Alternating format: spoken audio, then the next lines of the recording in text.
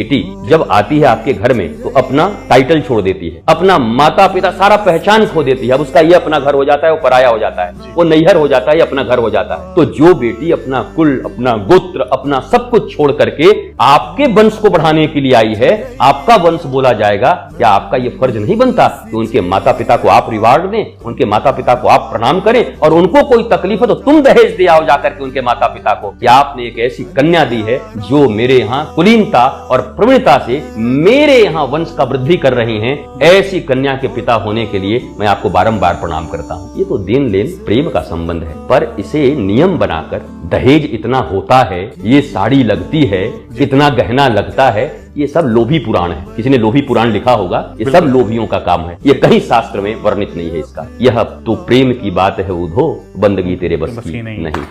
बेटी जब आती है आपके घर में तो अपना टाइटल छोड़ देती है, अपना माता पिता सारा पहचान खो देती है। अब उसका ये अपना घर हो जाता है, वो पराया हो जाता है, वो नैहर हो जाता है, ये अपना घर हो जाता है। तो जो बेटी अपना कुल, अपना गोत्र, अपना सब कुछ छोड़ करके आपके वंश को बढ़ाने के लिए आई है, आपका वंश बोला जाएगा, क्या आपका ये फर्ज नहीं बनता कि उनके माता पिता को आप रिवार्ड दें, उनके माता पिता को आप प्रणाम करें, और उनको कोई तकलीफ है तो तुम दहेज दे आओ जाकर के उनके माता पिता को। क्या आपने एक ऐसी कन्या दी है जो मेरे यहाँ कुलीनता और प्रवीणता से मेरे यहाँ वंश का वृद्धि कर रही हैं। ऐसी कन्या के पिता होने के लिए मैं आपको बारंबार प्रणाम करता हूँ। ये तो देन लेन प्रेम का संबंध है, पर इसे नियम बनाकर दहेज इतना होता है, ये साड़ी लगती है, इतना गहना लगता है, ये सब लोभी पुराण है। किसी ने लोभी पुराण लिखा होगा, ये सब लोभियों का काम है, ये कहीं शास्त्र में वर्णित नहीं है इसका। यह तो प्रेम की बात है उधो, बंदगी तेरे बस की नहीं।